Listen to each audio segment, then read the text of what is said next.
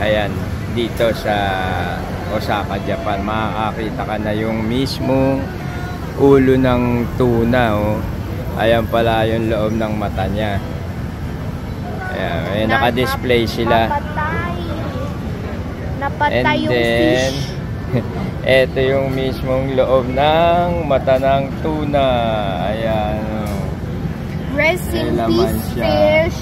Rest in peace. Tapos, eto na yun. Yan. Wow. As in, sariwa talaga siya.